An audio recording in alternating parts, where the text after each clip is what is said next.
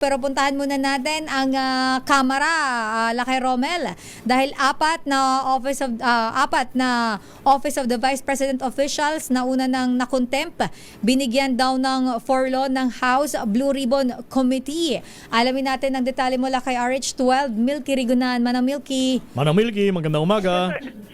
Magandang umaga, Sister Ella Tromel, palalayain ng apat na opisyal ng Office of the Vice President na unang nakontempt at pinapaaresto ng House Blue Ribbon Committee o ang House Committee on Good Government and Public Accountability. Ito ang motion ni Abang Lingkod Party List Representative Joseph Stephen Paduano sa hearing ng komite na natapos kaninang madaling araw.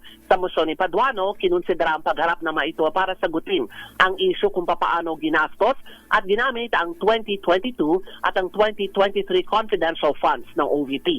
Ang pinayagan na makalaya ay sina Lemuel Ortonio, Assistant Chief of Staff ng OVP, Gina Acosta, Special Disbursing Officer, Edward Fajarda, dating DepEd Special Disbursing Officer, at ang kanyang may bahay, si Sunshine Fajarda, dating Assistant Secretary ng DepEd. Pakinggan natin ang motion ni Abang Lingkod Party List Representative Joseph Stephen Paduano. May I move, Mr. Chairman, to grant Mr.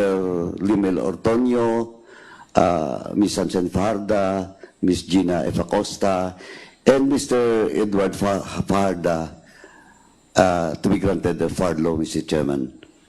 So move, Mr. Chairman. There's a motion to grant. Second. Duly seconded.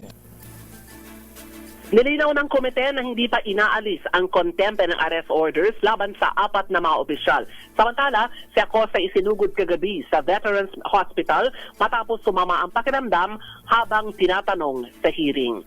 Ako si Nyong Reguna, nagulat para sa DZRH, una sa Pilipinas, una sa Pilipino. Manang Milky, isang tanong lang. Kailan uli ang susunod na hearing? Wala pang sinasabi kung kailan ang susunod na hearing ng Good Government Committee. Katatapos lang kasi, Romeo, baka tulog pa yung mga miyembro ng komite. Kanina mga 2:00 ng madaling araw. Okay. Maraming salamat, Manang Milky Rigunan. Papahan na lamang. Balik sa iyo, Romel at Sister L. Maraming salamat, Manang Milky.